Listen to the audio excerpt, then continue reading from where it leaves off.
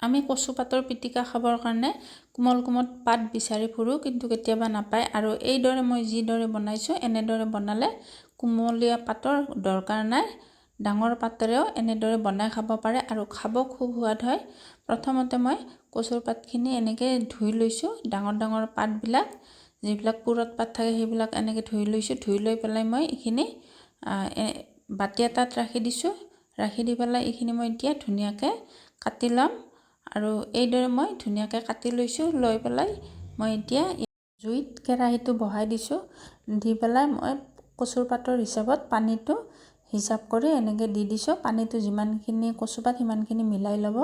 দি পেলাই ইয়াতে জলকীয়া কেইটামান দিছো জলকীয়াটো অকণমান বেছিকৈ দিছো আৰু নিমখটো দিছো সোৱাদ অনুযায়ী তাৰ পিছত ইয়াতে মই দিছো কলা খাৰ যিটো কলৰ খাৰ সেইটো দিছো তাৰ পিছত দি পেলাই মই এইখিনি অকণমান কৰছখনেৰে এনেকৈ থেতেলি কমাই দিছো দি পেলাই ইয়াত মই ঢাকনিখন দিছো ঢাকনিখন দিয়া সময়ত জুইটো এনেকৈ কমাই ল'ব কমাই লৈ আৰু যেতিয়ালৈকে পানীখিনি শুহি নাযায় তেতিয়ালৈকে এনেকৈ ৰাখি দিব তাৰ পিছত এয়া মোৰ পানীখিনি শুহি গৈছে শুহি যোৱাৰ পিছতে মই এবাৰ কৰছখনেৰে এনেকৈ থেতেলি দিছো দিয়াৰ পিছতে ইয়াত এনেকৈ মিহি কৰি লোৱাৰ পিছতে মই জুই থাকতে এনেকৈ তেলটো দি দিছো দিয়াৰ পিছত এনেকৈ গোটেইখিনি মিক্স কৰি ললো